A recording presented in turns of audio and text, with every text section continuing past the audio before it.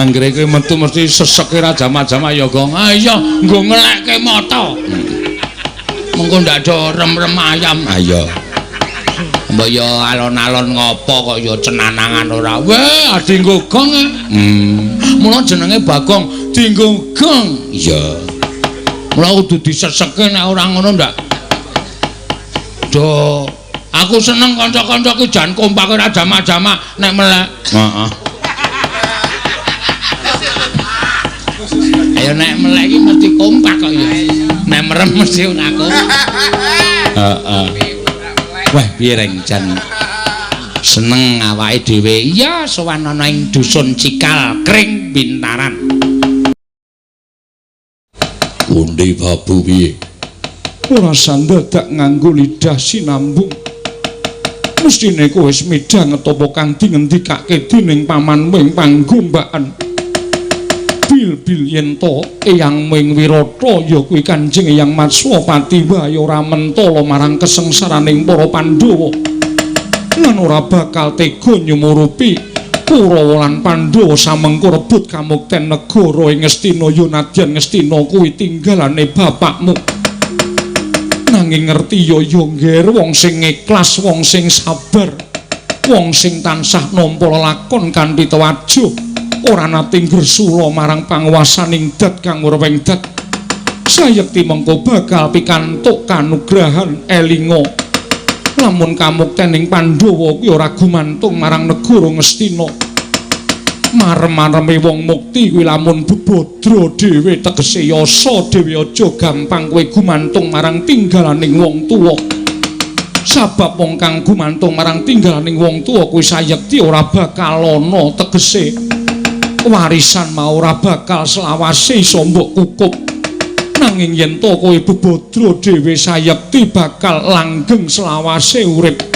Ya mung kudu budidaya bisa mbabat ya kuwi wengkon negara Wirata kang winastan Wanamarta, Puntadewa, Permadi, Bratasena. Apa kira-kira kowe padha sago babat Wanamarta ngger anakku bocah bagus?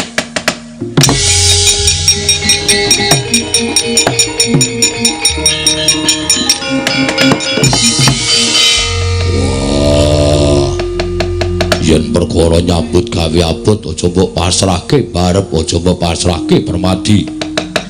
Kundi babu Saksenono ature Werkudara, ature Bratasena marang ibuku sing tak tresnani.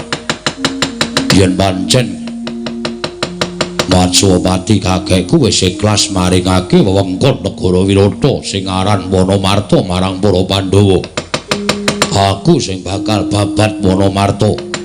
Aku sing bakal resik wewengkon Wanamarta ben dienggo mukti dulur-dulurku lan ibuku Babu Kunthi. Mangke riyen den ampun kesusu. Saking lelampar menika kedadipun petung sampun ngantos buntung tembe wingkingipun. Lire piye Semar? Sampeyan nek urung ngerti mang takon karo sing ngerti. Sampeyan nek durung pana mang takon karo sing wis cetha. Sing wis cetha tegese piye? Sampeyan pun ngertos napa dereng? Wanamarta niku kaya ngapa? Wanamarta kuwi alas nggih, ning alas gawat liwat wingit kepati satu mara satu mati jalma mara keplayu. Negara Wirata niku negara sing gedhe kabeh alas-alas wis dibabati, wis diwangun wujuding kutha-gara lan karang pradesan. Ngantos sepriki sinuwun Prabu Matswapati menika le dadi nalendra pun puluhan taun meh mangabad-abad lenggah wonten negaring Wirata. Ewa semanten nalendra Wirata kemawon boten wonten mlebet wewengkon Wanamarta, ora wani nasak Wanamarta awit saka gawating Wanamarta. Kacariyos Wanamarta menika papanipun berkasaan jim setan. Ingkang karem dahar daging menungsa sing seneng ngombe getih menungsa.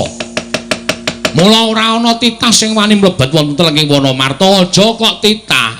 Nadyan dewa mudhun teng Wanamarta kowe mboten wantun.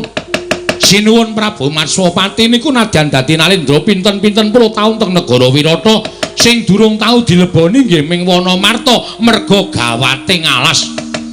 Wah Semar. Aku menungso wondene ingkang padha mapan ana ing jroning alas. Kuwi bangsaning jim lan berkasaan. Titaing dewa, titaing Gusti sing sampurna kuwi menungso. Wah, aja nganti bangsa menungso kalah karo bangsaning jim. Aja nganti bangsaning menungso kalah karo berkasaan nesta pocapane. Mula wektu dina iki nadyan gawat kaya ngopo. Bratasena ora bakal mundur saka geguntur, ora bakal mendho saka pangrerepa. Nek pun ngoten nggih monggo mawon kula mingkari manut ning saenipun sampeyan mangtaren keng ibu. Merga tumrap kula keng ibu niku mujudaken sawijining pusaka sing bisa kandha jimat sing iso ngucap nika mung ibu. Sampeyan digembol enten padharanipun ingkang ibu menika ngantos dangu. Mula pangestune ibu menika ngungkuli menapa kemawon. Ning nek ingkang ibu mboten ngeparengaken sampeyan ampun wani-wani nrajang wewaring ingkang ibu. Ning nek ibu maringi pangestu kula duwe keyakinan sampeyan kelakon babat. Wah, babuni. Bratasena ya gene. Dina samengko aku sing sagu babat Wonomarta. Mula wektu dina iki kowe paringa dawuh yen aku babat Wonomarta, Babu Kunthi maringi pangestu apa ora? Bratasena, Wonomarta kuwi papan sing gawat kliwat wingit kepati satu mara satu mati jalma mara keplayu. Apa kira-kira kowe bisa babat Wonomarta? Aja ngempuke watu ngatuske banyu. Kabeh kekarepanku bakal tak tekake ana ing tekad, mergo tekad kuwi po ing karep. Ikhlasno. Wah, ikhlasno anakmu mati ana ing Wonomarta. Dinggo ganjel kamuktening dulur-dulurku. Dinggo ganjel kamuktening kakangku, adikku lan ibuku. Nadyan aku kudu mudhar ning telenging Wonomarta lak lakonane waton dulur-dulurku padha mukti ngawibawa Nyakrawati ngrasake urip sing kepenak Kunthi Babu.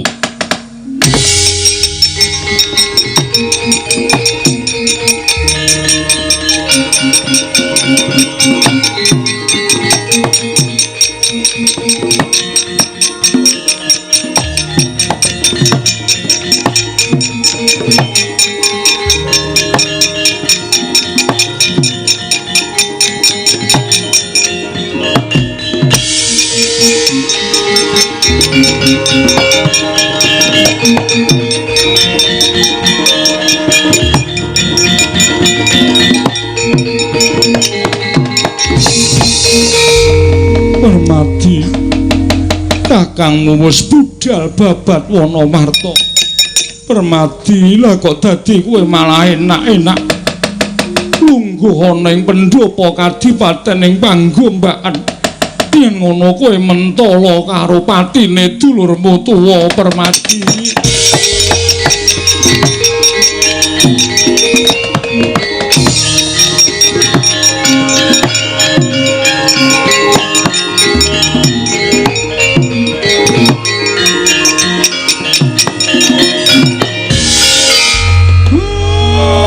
Kok kuwatir Ndara Bratasena, Ndara Permadi mlajar sami ajeng babat Wonomarta. Lho lah iya Kyai Semar ing atase Permadi karo Bratasena wis padha mangkat. Lah kowe iki panakawane sapa sing asring mbok tutke rak Permadi to? Permadi wis budal kok isih do mbegogok nang kene iki ngenteni apa?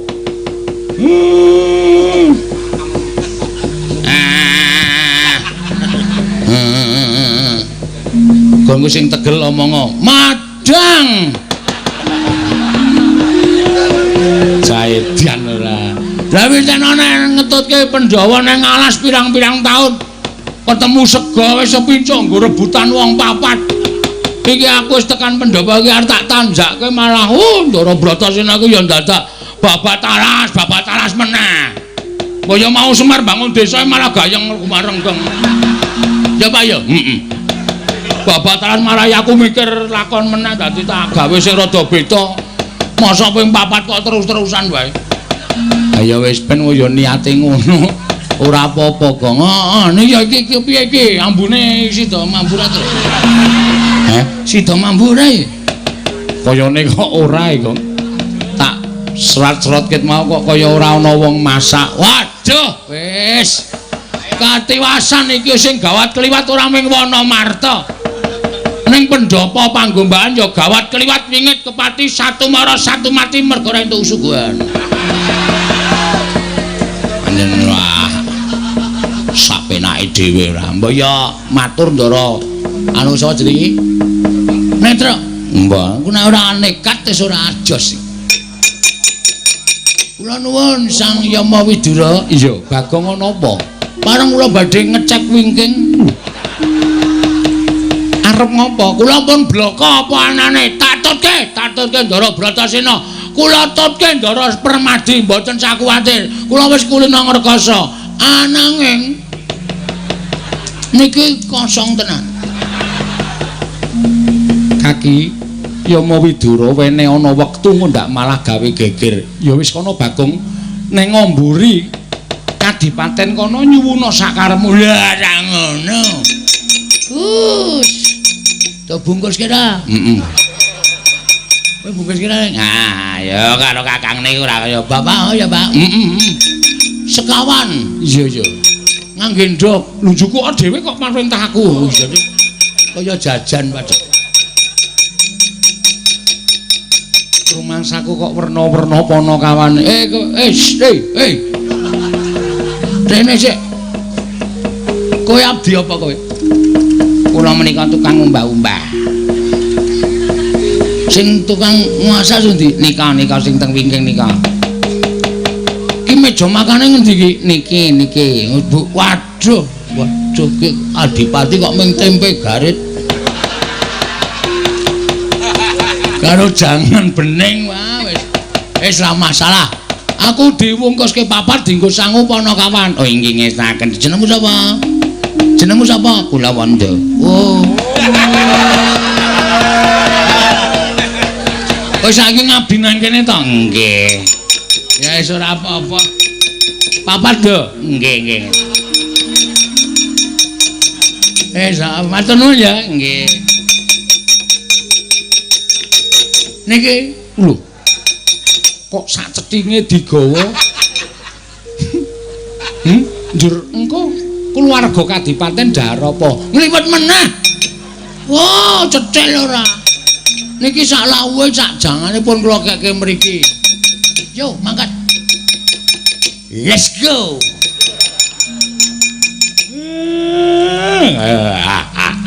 Apa? Ora gelem nembung ae. Wong sak sendok wae lho. Ora sak sendok. Karo bapakne wis ora iki engko aku sing unggah dhewe aku. Nek ora njaluk dhewe, Bagong ki wong dokoh ora. Mbok ben ting drajik sore-sore mbok ben. Ora urusan pokoke. Wes, ora masalah. Wis tru kowe arep njukuk ora? Njukuk yo. Bedeno ora.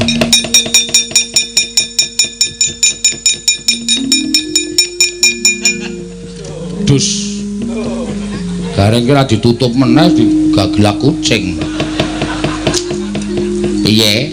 Pangan kucing ga lho. Ora tok tutup kok. Waduh lali ya. Ya wis iki ya wong loro. Wis, tonya lho mar kowe. Mangsa banget ora. Wong tuwa ki prihatin, kowe prihatin gundulmu atos ora. Ora kae kok isih seru banget suarane kae iki. Do mlumpuk nendi. Puntadewa kula wonten dawuh. Apa kowe ora melu babat karo dulurmu? Inggih mangke kula ndherekaken paduka Kanjeng Ibu. Yen to pancen kaya mengkono Yama Widura aku njaluk pamit. Rasaku ora mentala yen to aku ora ngulatake kelawan kahanane anak-anakku. Inggih Kakang, Mbok. Yo, kekuwatane kanca-kanca elok tenan kok. Anggere kowe metu mesti sesek ra jama-jama ya, Gong. Ah iya, nggo ngelekke mata. Mengko ndak do rem-rem ayam. Ha iya.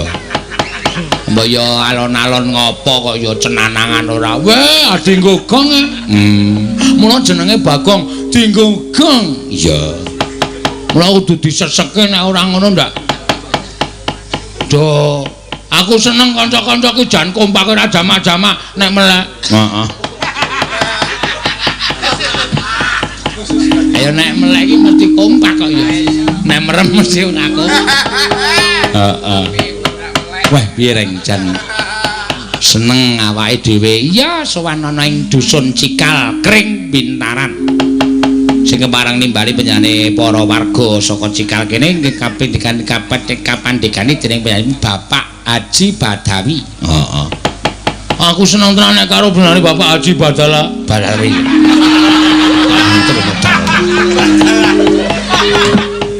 Badawi, heeh, piyaine Lembah Manah.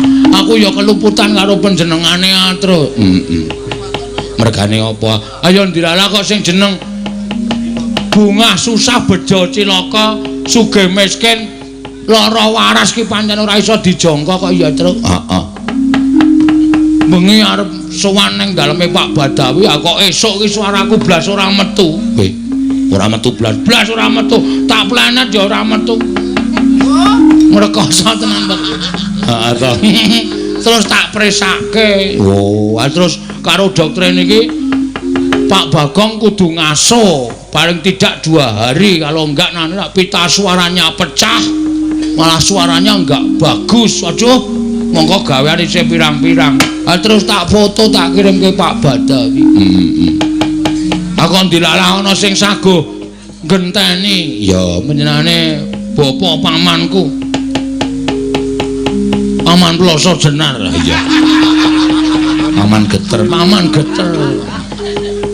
Sowan brana, wah jan aku ngaturake panuwun iki tanpa upama aku nang rumah sakit ngatang-ngatang. Ah iya. Ning dilalah esuk kok iso sembuh ya kekuatane sing gawe urip aku bengi ora kendhat gone berdoa. Men suaraku dibalekake. Ya, jane ngopo to, Gong? Ngene, Tru. Sing jeneng wong nek olah swara kuwi aja pisan-pisan kok kan mangan gorengan. Oh to. Dadi aja pisan-pisan mangan wajan. Men sempal cangkem anu bangsa tahu brontak. Ya, gembus. Terus tempe kemul. Heeh. Kuwi aja dipangan. Luwe-luwe sing lengone ora ganti. Oh, ngono ya, Gong. Heeh, dadi lengo wis nganti reng kae cek goreng aku ganas ning tenggorokan wis iso mateni swara. Oh ngono ya. Wah tenan aku ra goro. Aja ngombe es kok se. Nek kuwi kualik ning digawe ketok banget kok. Tes. Es teh aja kuwi anu ku ya membekukan pita suara ku ya ora apik. Oh ngono ya. Mangan sing ijo-ijonan, Tru. Ya, kaya ta suket. Trek lencung. Bagong anggere awake ketoke sayang kok kaya ngono ya. Men aku nekat to saiki. Ya reng nembang emoh. Lho, ayo nembang. Aku nek gelem ngarang lagu jane apik-apik lho, Tru. Oh, iya to. Ya syukur. Aku mung gurung gelem ngarang lagu iki wis mulai do ngarang. Iya. Kepundenku Karang Pandan Pak Mantep ya wis mulai do ngarang lagu tak enteni terus apa tandha mata. Matane kira matamu. Aku nek ora ngarang besok ndak kedaluwarsa. Oh iya. Sesuk ngarang ya. Heeh, kudu tak karang. Pamane nek mau ngarang kuwi arep ngarang apa kok? Ayo keindahan kota Ngayogyakarta. Weh. Altar. Waduh. Altar iki alun-alun utara. Nek sak jejak iso apik lho, Tru. Ampuh. Dibajutke, Gong. Ya. Nyoba bajidor kahut. Ya men apal esuk nek diunekke men apik nek desowane Jaban Rangka.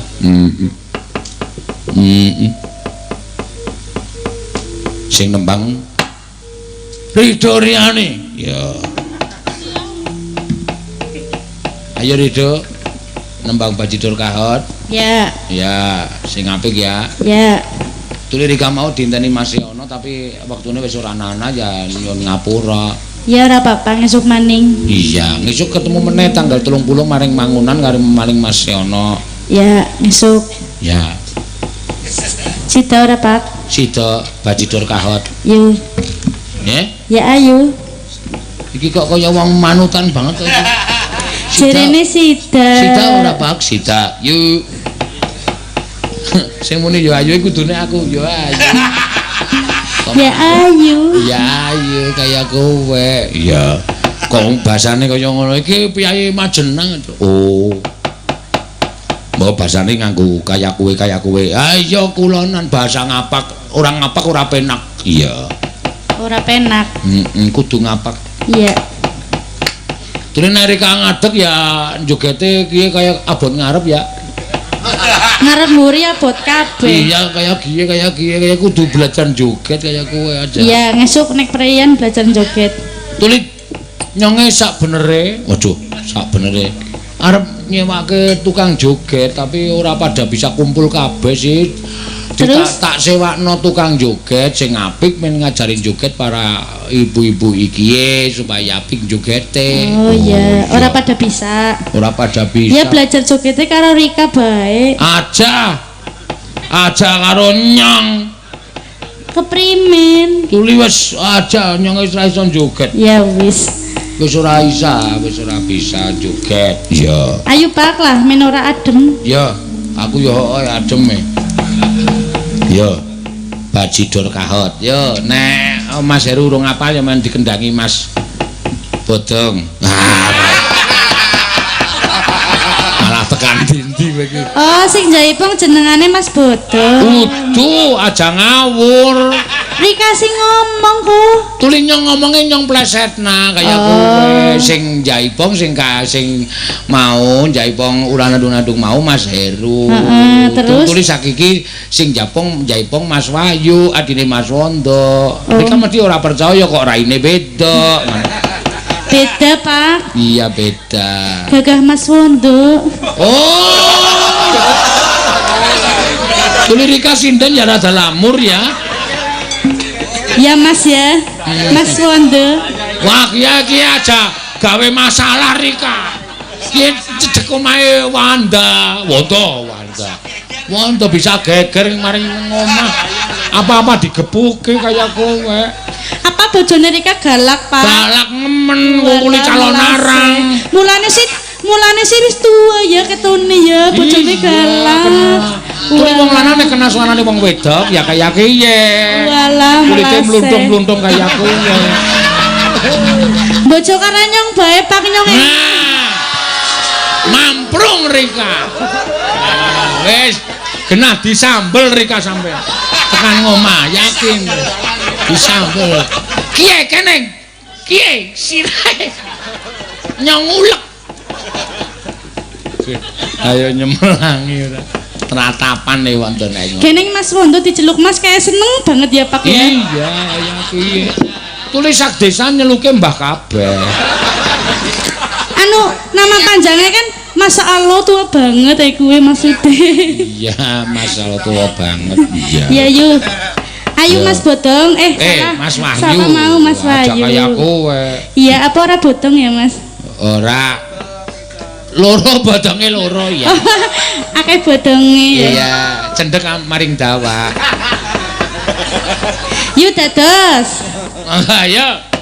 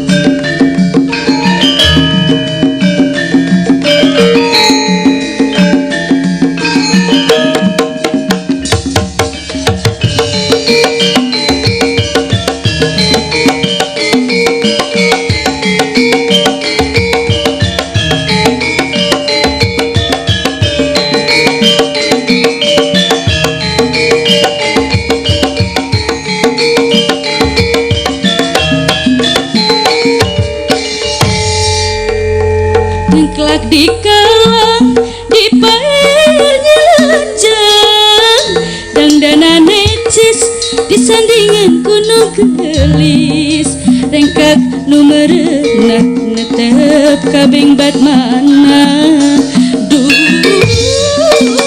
gending rengkak tambah motan kemprung di panggung geus jadi kagadru sokara renek sepenting tengaring kenek tepak kendang ngajak ngiklan aduh manis ya senggang kabing badurian ngajak lucu si pesan doba cidar pada kahon mau kebok nantang penyambat isabat mau ngajak bacidar teweleh pokok mau ere mau lere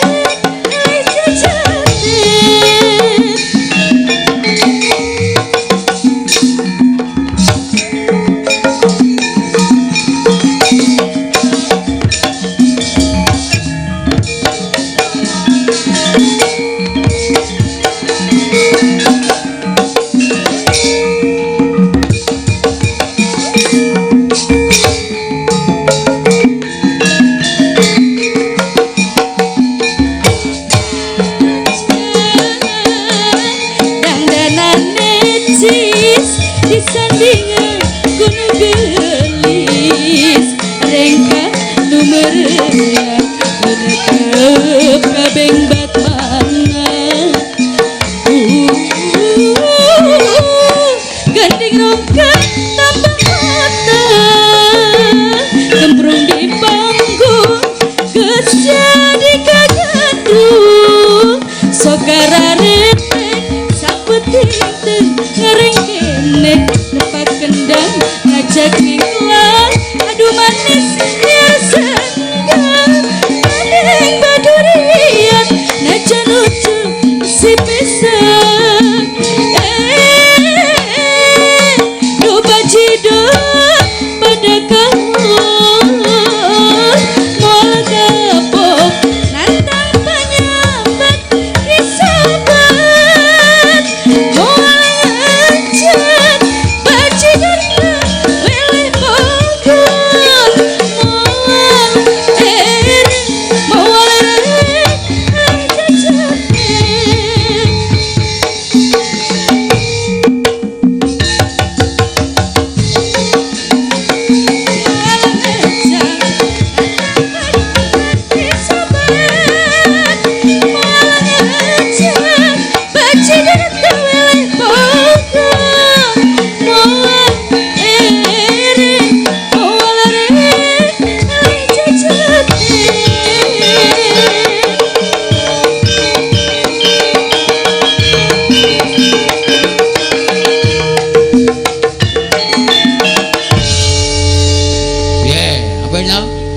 ya meng wiwitane mau rada nyreka-nyreka sithik. Ora apa-apa. Sing penting wis dadi bajigor kahot, bajidor. Bajidor, bajidor kahot wis apik. Heeh. Truk. Aku ngantuk. Lho. Kuwi bar ngene bajidor kahot mene aku ngantuk. Omongane kok ora mulane ayo ndang nyambut gawe bantu Ndara Bratasena Truk.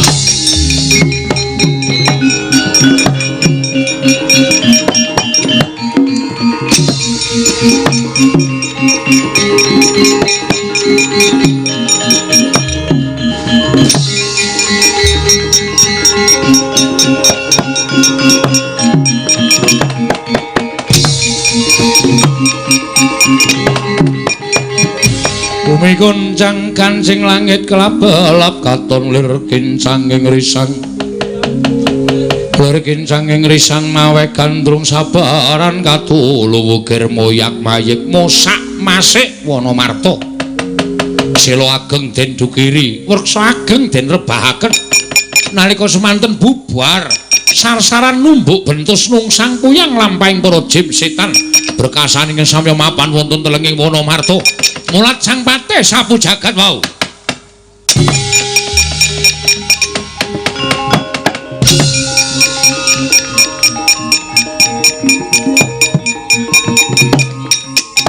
Woi!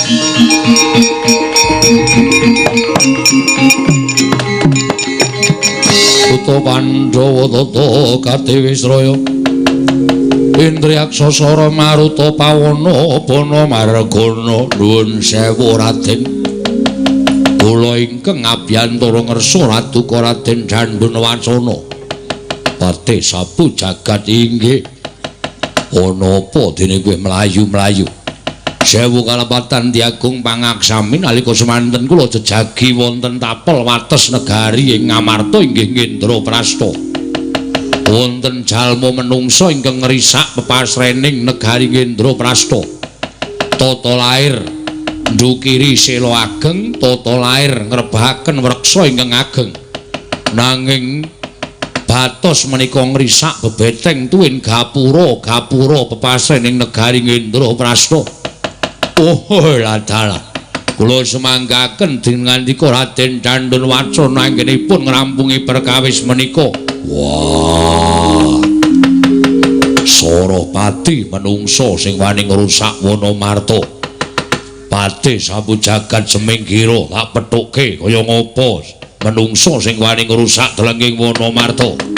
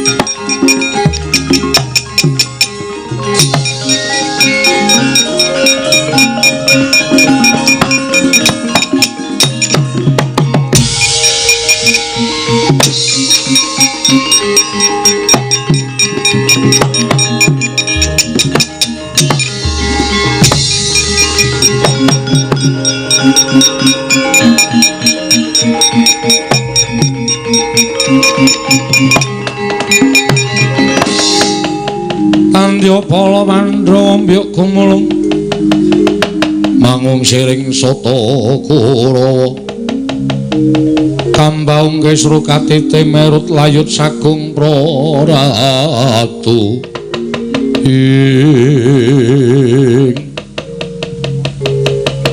ana menungso sing wani ngrusak pepasrening Wonomarta ora weruh saknyatane lamun sejatine alas iki wujuding negara kajiman.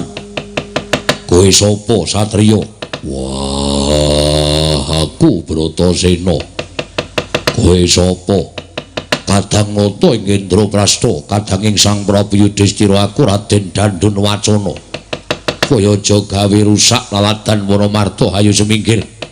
Mumpung isih gedhe pangapuraning Raden Dandunwacana kowe tak wenehi urip migata saka Wonomarta malah kowe bangsaning jim sing kudu seminggir derajate dhuwur menungsa tinimbangane bangsaning jim ora ana jamak lumrahe menungsa kalah karo bangsaning jim kowe seminggir Ratu Gusti Mujak seminggir saka papan kene Wonomarta harta babadi tak gumukti aku sak sedulur Raden Dandunwacana umikun sang kancing langit kelap-lapaton berkin sanging risang mawe gandrung sabaran katulu wukir moyak mayik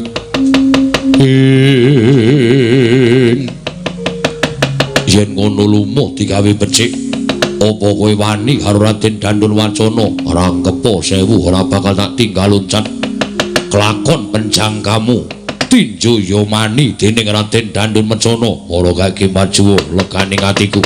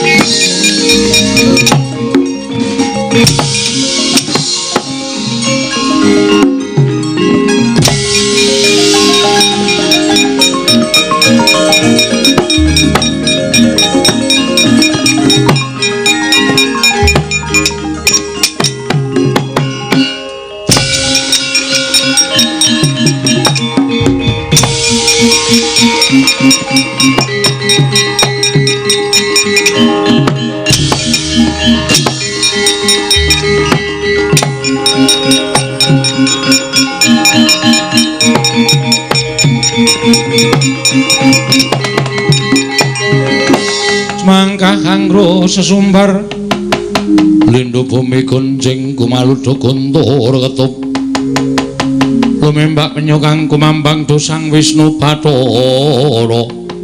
Wah pancen bener omongane Pati sapu jagat Rawa Birawa Raden Bratasena pancen dibya Surasekti kalintang pitataning jalma unusaning titah.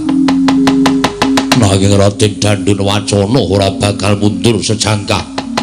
Kowe kena daya kemandenku tampang sutra Jala Kencana ora nglumpruk aja dundang Raden Dandun Wacana.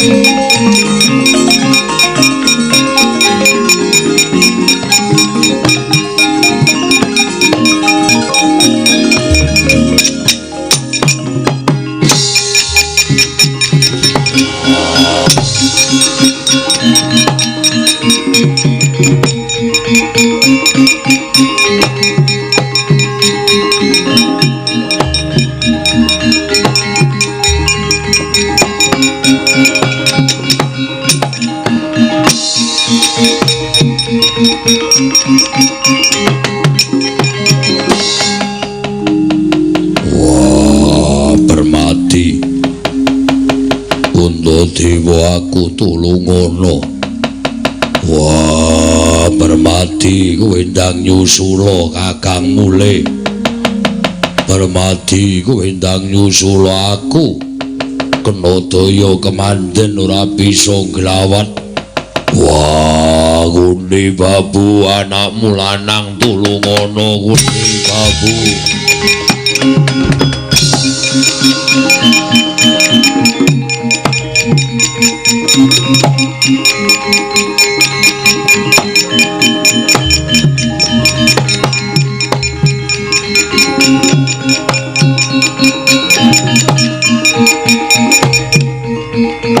Oh,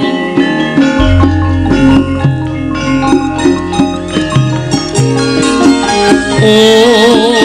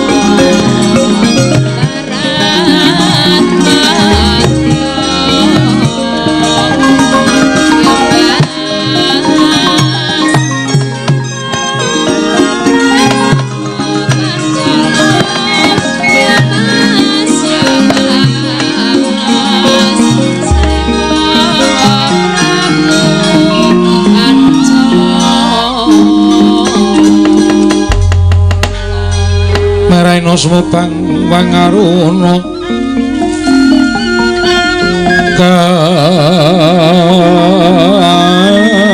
katinetraning uga rapuh sabdaning kokila rengganigara sagetar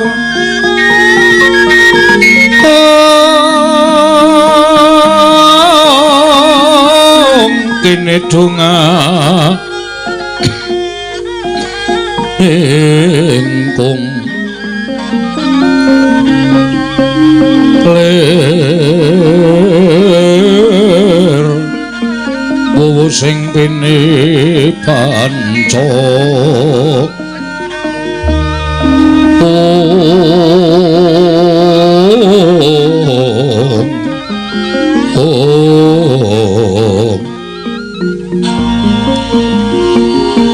bebetoking ayam wana mrak manguwuking pagakan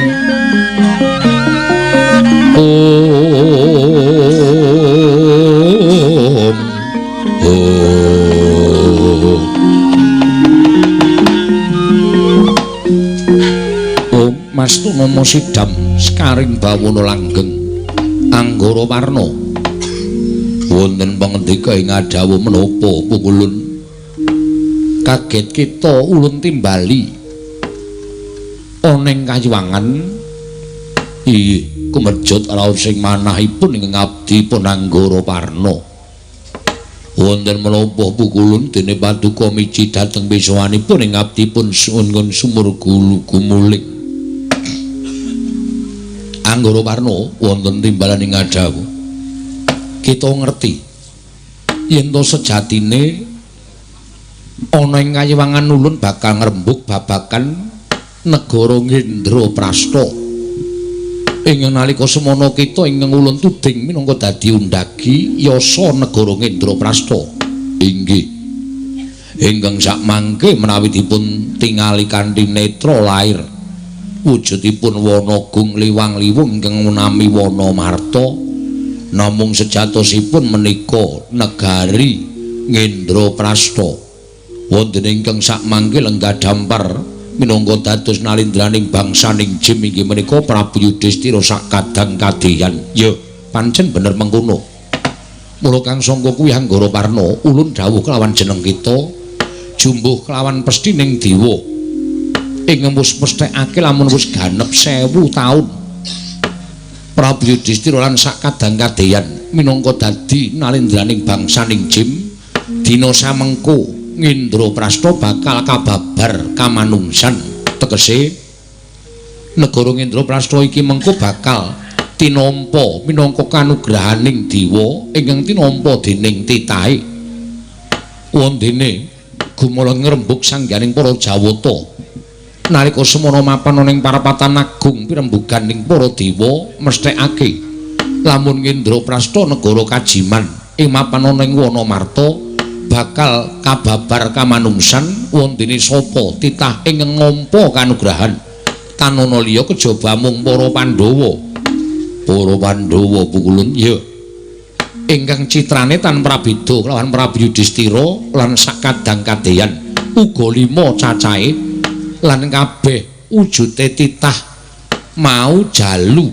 mekaten sabda pangandika Paduka kula kang sangka kuwi Anggara Warna dina samengko wis titi wanci mangsa kala wis nekani Ngendraprasta kudu kababar kamanungsan mula kita ulun piji supaya maringake pusaka keringkianing bangsaning Jim ing nalika semana ulun titipake kelawan jeneng kita ya kuwi Lisah Pranawa Oyot Bayura lan Watu Tempuru pusaka telu mau dadi pengapesaning bangsaning Jim kita paringake marang para Pandhawa supaya kinarya srana nggone bakal manglurah bangsaning Jim kang mapan ana ing wana marta Anggara Warna Utawandha tata Gatisraya Indriyaksa Sara Maruta Pawana Bana Margana Samirana lan parayang wisikan magulingan 5 nyuwun pangapunten mboten ateges kula suwala ing parintah paduka pukulun Sang Hyang Bathara Indra namung kemawon mugi andadosna ing kawuningan kula dereng mangertos dhateng titah ingkang nami para Pandhawa dina samengko wis miwiti babat Wanamarta kita kekalangan noling sak dhuwuring alas Wanamarta lamun ana titah wujuding jalma menungsa ing mapan ning tenging alas yaiku ingkang ngaranan para Pandhawa pusaka telu paringna marang para Pandhawa dimen dadya sarana bisa ngalahake bangsaning Jim utamane nalindraning Jim ya kuwi Prabu Yudhistira lan sak kadang-kadehan Anggara Parna kita merpeki kelawan para Pandhawa dene jeneng ulun ingkang bakal merpeki kelawan Prabu Yudhistira sak kadang-kadehan kanthi cara mengkono ora bakal dadi gegeran nggone negara Indraprastha bakal kababar dadi kamanungsan. Ih, ngestaken dawuh nyuwun pamit pukulun.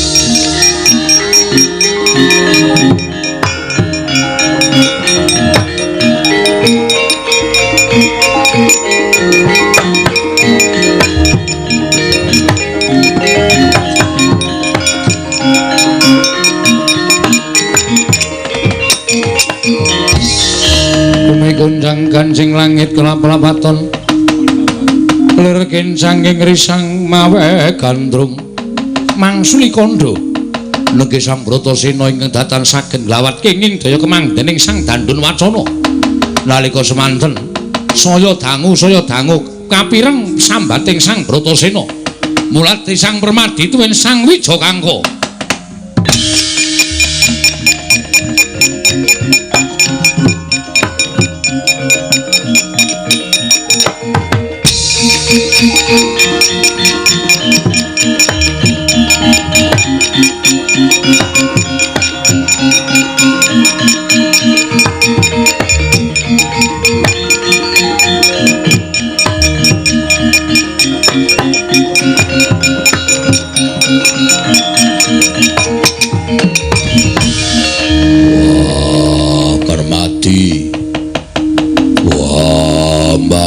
Kanggo aku tulungono Kakang Mas Paduka kenging menapa Werkudara Bratasena adhiku di kena ngapa si Adi sampean kenging napa Gus lah kok ketingale mboten kenging napa-napa ning kok sambat-sambat kaya ngoten niki mesti pokal gawene bangsaning Jim to lho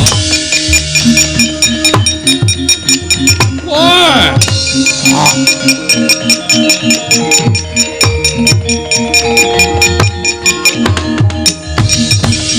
Bumi gunjang gancing langit kelap-lapaton lir kencanging risang mawe gandrung nun amit pasang Kalimantabe dina-bina ing lodone dumawaing tawang tuwang Raden kula ingkang merpeki dhateng jengandika nuwun sewu penemban panjenengan sinten kula Pandhita Jim wonten ing sumur gumuling nami kula Anggara Parna wonten menapa dene Paduka merpeki dhateng kula sakadak dinuta dening Sang Hyang Bathara Indra paring dawuh dhateng kula mugi kawuningana kula menika undhagi ingkang yasa negari Kajiman ingkang wujud Wanawasa inggih Wanamarta menika estunipun negari Kajiman ingkang nami negari Indraprastha Monggo dawing Sang Hyang Bathara Indra kula kinen mrepeki para Pandhawa.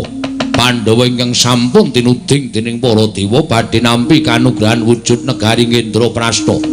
Menawi sakmangke kasembadan kababar kamanungsan. Menapa paduka menika jangkeping para Pandhawa. Penemban kula menika pambayuning Pandhawa pun Wijakangka. Menika kadang kula panengah pun Permadi wondene ingkang wonten ngajengan panjenengan ingkang kenging daya kekiyatanipun bangsaning Jim satemah boten saged nglawat menika pun Bratasena menika panenggaking Pandhawa menawi menapa dipun ngendikaken paduka penemban menika kasunyatan mugia kepareng enggalih suka pitulungan dhateng kadang kula pun Bratasena adalah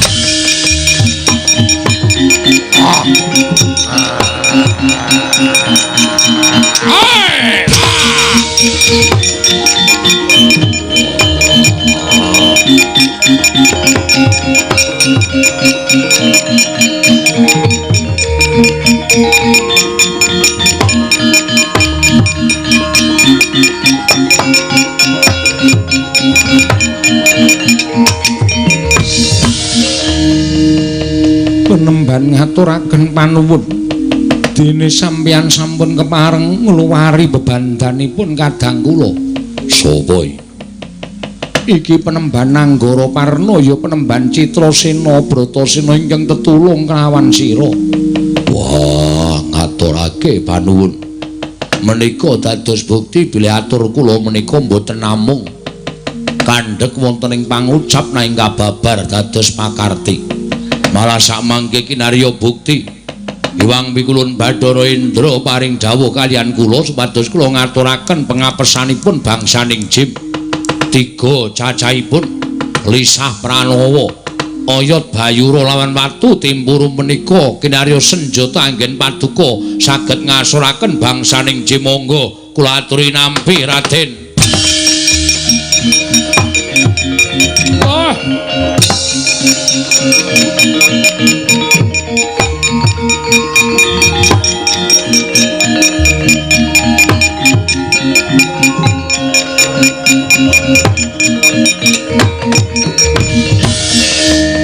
Lisah Pranawa menawi kasipataken wonten ing netra saged ngawruhi bangsaning Jim. Oyot Bayura menawi kasabetaken bangsaning Jim saged lumpuh tanpa daya. Watu Timpuru menawi dipun sawataken bangsaning Jim saged lebur tumpur tanpa dadi. Mekaten penemban inggih. Monggo Raden kula aturi nampi.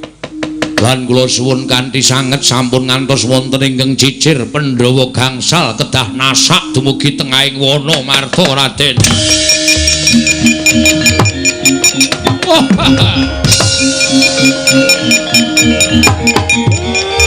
Syukur niki lho. Kula rak wis matur to napa-napa niku nek diniati tenan mongko tekan tekad adat saben sok kasembadan. Yo. Dipol apa kang dadi pengendikamu mesti tak gimbol ana ing telenging ati. Syukur. Niki trontong-trontong pun wonten sulaking pepadang, Gus.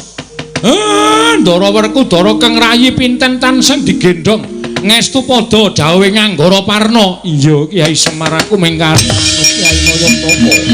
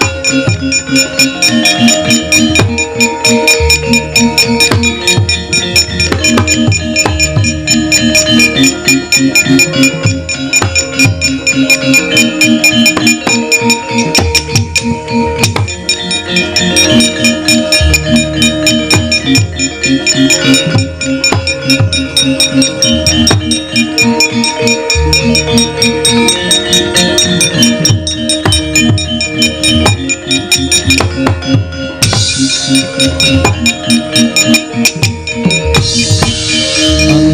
Pandhawa Gumulung mangung siring sata kula kambahungke Yudhistira kakangku Dandun Wacana piye aku munjo atur ngersani Yudhistira kakangku nalika semana aku nampa sawaning pati sabu jagat ngandhake ning menungso sing wani babat telenging Wanamarta ora ngerti yen to telenging Wanamarta kuwi wujuding negara kajiman tumuli aku mapaki marang kridaning menungso sing wani ngrusak Wanamarta wah jebul menungsane digdaya sekti kalintang jayaning perang kabukten aku meh kasuran yuda tumuli Bratasena ya menungso mau tak tibani daya kemanden tampang sutra jala kencana saiki wis kabondo ning tengahing alas Wanamarta Yudhistira mangsa borong gandeng sing minangka dadi nalindraning jim Yudhistira kakangku tak pasrahake bapati uripe Bratasena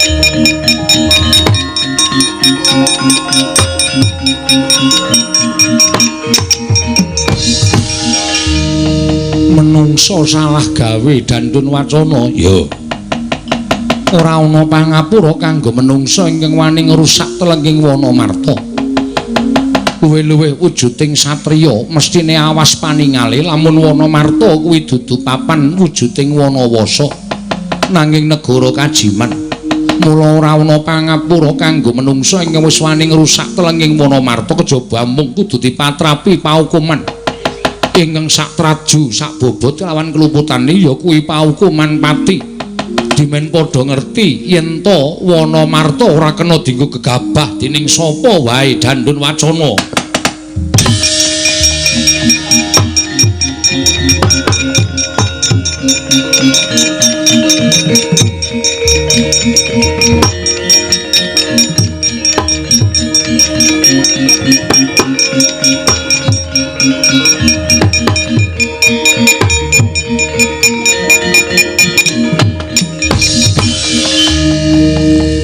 ngaturaken sembah pangabekti kula kunjuk pukulun iya Yudhistira Luntampa akarya bombong tiasulun pukulun aku ngaturake sembah ya Dandun Wacana pukulun kula ngaturaken sembah Danang Jaya pukulun kula ngaturaken sembah Tripala Dama Granti Luntampa ora liwat pangestu Luntampan ana kabeh wonten menapa dene paduka pukulun kepareng rawuh wonten ing negari Ngendraprasta merepeki dhateng jasad kula Yudhistira kula wonten dawuh kita mbok menawa isih kelingan nalika kita ulun utus minangka dadi rajaning bangsaning jim mapan ana ing Wanamarta ya ing Ngendraprasta winatesan 1000 taun suwene mongko saka pitunganing para Jawata dina samengko iki wis ganep 1000 taun jumenengane si Yudhistira ning negara jim ya kuwi Ngendraprasta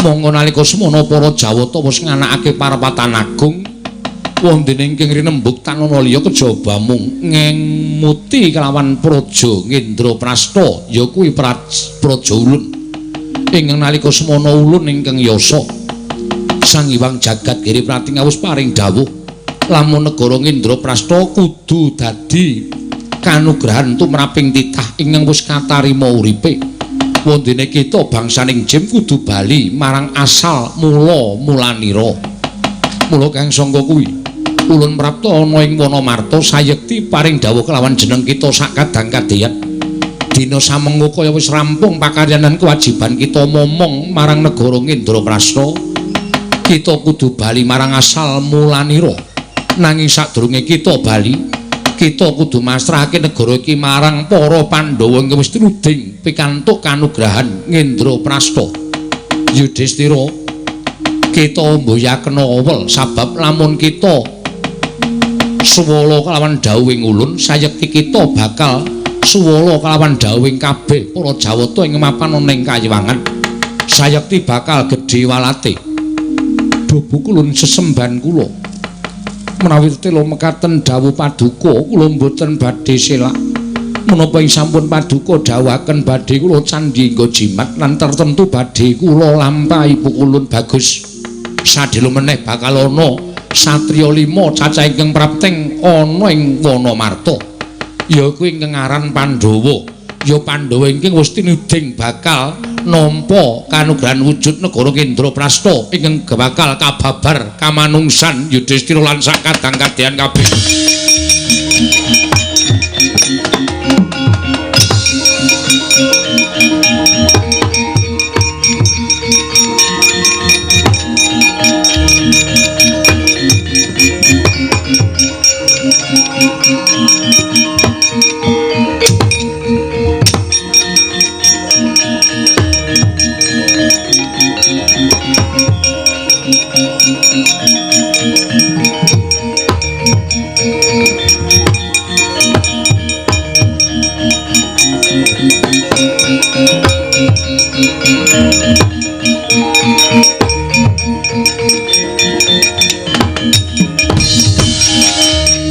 Somadange jagat tumungo-mungo paning sapucaking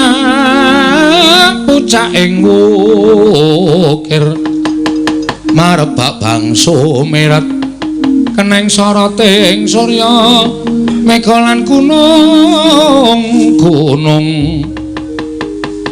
nuwun sewu Raden menapa kepara saestu bilih paduka ingkang kekasih Raden Wijakangka.